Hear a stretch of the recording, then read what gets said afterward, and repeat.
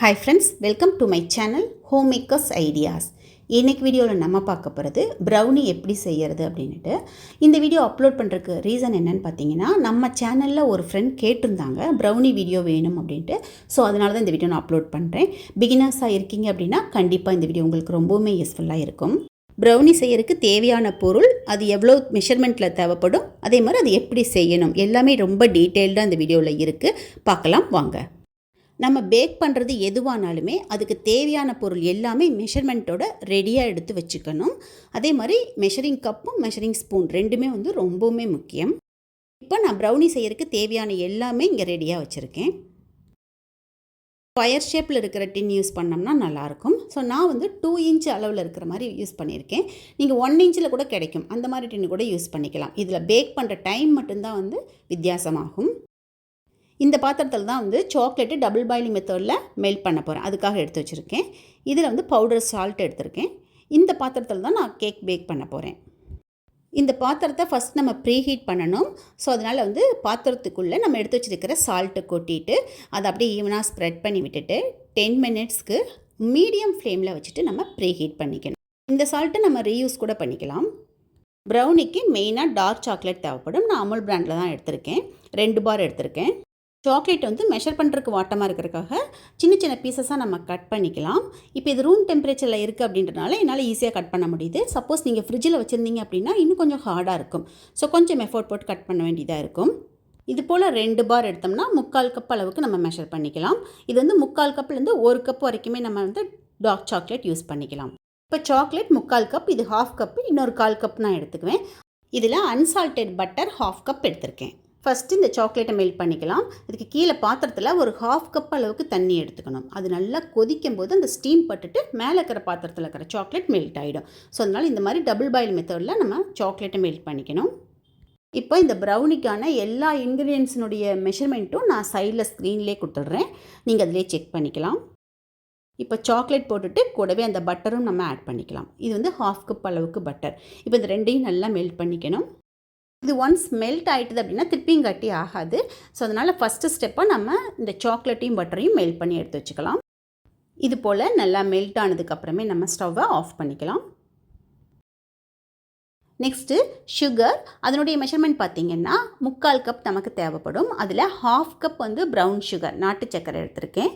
1/4 cup white sugar எடுத்திருக்கேன். இப்போ இதில் நாட்டு சக்கரையில் சின்ன சின்னதாக கட்டிக்கிட்டே இருக்கும். அதனால் நம்ம என்ன பண்ணணும்னா மிக்சியில் போட்டு பவுட்ரு பண்ணி எடுத்துக்கணும். இப்போ நம்ம ட்ரை இன்க்ரீடியன்ஸ் எல்லாம் ரெடி பண்ணிக்கலாம். அதுக்கு அகலமான இந்த மாதிரி பவுல் எடுத்திருக்கேன். இது மேலே கண்டிப்பாக நம்ம ஜலிச்சுட்டு தான் யூஸ் பண்ணணும். ஸோ அதனால் மேலே அந்த ஃபில்டர் வச்சுருக்கேன். அதில் மைதா 3/4 கப் எடுத்திருக்கேன். கோகோ பவுடர் 1/3 கப் எடுத்திருக்கேன். பேக்கிங் பவுடர் 2 டீஸ்பூன் எடுத்திருக்கேன். சால்ட்டு 1/4 டீஸ்பூன் எடுத்திருக்கேன். இப்போ இது எல்லாத்தையுமே நம்ம ஜலிச்சு எடுத்துக்கலாம். இதில் மெஷரிங் கப்லேயே 1/3 இருக்கும், சின்ன சைஸில் இருக்கும். அந்த கப்பில் தான் நம்ம கோகோ பவுடர் எடுக்கணும். இது போல் எல்லாம் ஜலிச்சு எடுத்தாச்சு. இப்போ நமக்கு ட்ரை இன்க்ரீடியன்ஸ் ரெடியாக இருக்குது. நெக்ஸ்ட்டு நம்ம சாக்லேட் மெல்ட் பண்ணி வச்சுருந்தோம் பார்த்தீங்களா, அதில் அந்த நம்ம பவுட்ரு பண்ணி வச்சுருந்த சுகர் ஆட் பண்ணிக்கலாம். 3/4 cup sugar, 1/4 teaspoon instant coffee powder add பண்ணியிருக்கேன். ஃபியூ ட்ராப்ஸ் மட்டும் வெனிலா எசன்ஸ் போட்டிருக்கேன். 3/4 கப் அளவுக்கு கர்ட் ஆட் பண்ணியிருக்கேன். இப்போ இது எல்லாத்தையும் மிக்ஸ் பண்ணிக்கலாம்.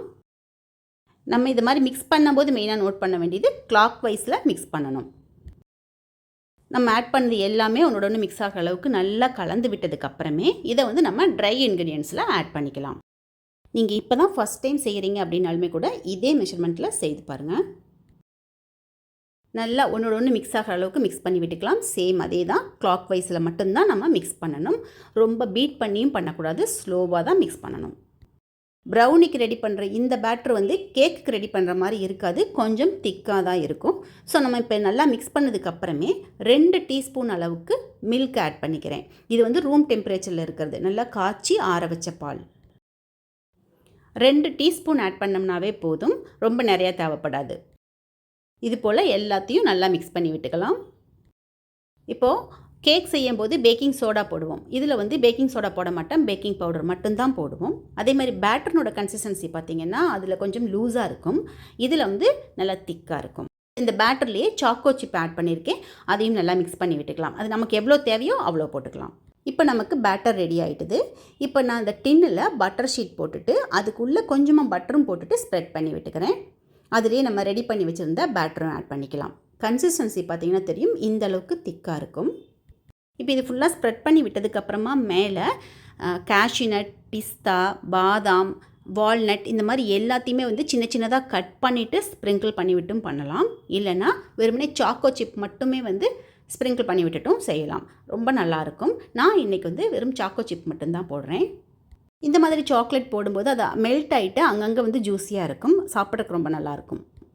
இப்போ நம்ம இதெல்லாம் ரெடி பண்ணுற வரைக்கும் பாத்திரம் வந்து நல்லா சூடாகிட்டு தான் இருந்துச்சு. சால்ட்டும் நல்லா சூடாகணும், அதனால் இவ்வளோ நேரம் சூடாச்சு.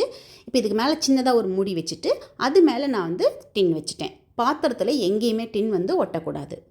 கேக்கெல்லாம் ரெடி பண்ணுவோம் பார்த்தீங்களா, அதே மாதிரி தான். இப்போ க்ளோஸ் பண்ணிவிட்டு அதுக்கு மேலே வந்து ஒரு வெயிட் வைக்கணும். அந்த மாதிரி வச்சோம்னா ஸ்டீம் உள்ளேயே இருக்கும். ஸ்டவ் வந்து கண்டிப்பாக லோ ஃப்ளேமில் இருக்கணும். இப்போ நான் யூஸ் பண்ணிக்கிற டின் பார்த்திங்கன்னா 2 இன்ச் அளவு உள்ளதுங்கிறதுனால எனக்கு வந்து 45 மினிட்ஸ் வரைக்கும் எனக்கு டைம் ஆகும். சப்போஸ் நீங்கள் வந்து சின்ன டின்னில் வைக்கிறீங்க அப்படின்னா 1 இன்ச் அளவு இருக்கிறதுல வைக்கிறீங்க அப்படின்னா 35 மினிட்ஸில் நீங்கள் செக் பண்ணி பார்த்துக்கலாம்.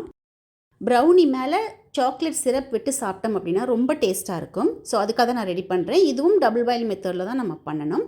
டார்க் சாக்லேட் கூட கொஞ்சமாக பட்டரும் மில்க்கும் ஆட் பண்ணிவிட்டு சிரப் ரெடி பண்ணிக்கிறேன். டைம் கரெக்டாக நம்ம நோட் பண்ணிக்கிறோம். 45 மினிட்ஸ் போல் ஆகிட்டுது. நம்ம ஓப்பன் பண்ணி பார்க்கலாம். இந்த மாதிரி பேம்பூ ஸ்டிக் வச்சுட்டு நம்ம குத்தி பார்க்கணும். பார்த்திங்கன்னா தெரியும், லைட்டாக அதில் ஒட்டுது. ஸோ இன்னும் கொஞ்சம் நேரம் ஆகும். ஸோ இன்னும் ஒரு 10 நிமிஷம் எக்ஸ்ட்ரா நான் வைக்க போகிறேன். 55 மினிட்ஸ் போல் ஆகிட்டுது. இப்போ நான் செக் பண்ணி பார்க்க போகிறேன். அதே போலவே பேம்பூ ஸ்டிக் வச்சு குத்தி பார்க்கும்போது கொஞ்சம் கூட அதில் ஒட்டலை. ஸோ இப்போ நமக்கு ப்ரௌனி ரெடி ஆகிட்டுது. ஸ்டவ் ஆஃப் பண்ணிவிட்டு நம்ம இப்போ ப்ரௌனியை வெளியில் எடுத்துடலாம். இப்போது கேக்கெல்லாம் பேக் பண்ணோம்னா அது ரூம் டெம்பரேச்சர் வர்ற வரைக்கும் நம்ம வச்சுருப்போம் இல்லைங்களா. ஆனால் ப்ரௌனியில் நான் இம்மீடியட்டாகவே அந்த டின்னை விட்டு வெளியில் எடுக்கிறேன் பாருங்கள். அதுவும் அந்த பட்டர் ஷீட் போட்டிருக்கறனால டின்லேயும் எங்கேயும் ஒட்டலை, ஷீட் உள்ளேயுமே கூட எங்கேயுமே ஒட்டலை. பட்டர் தடவி இருந்தோம் இல்லையா, அதனால். இப்போது நமக்கு சாஃப்டான ஜூஸியான ப்ரௌனி ரெடி ஆகிட்டுது. இது பார்க்குறக்கும் நல்லா இருந்துச்சு, டேஸ்ட்டும் ரொம்பவுமே சூப்பராக இருந்துச்சு.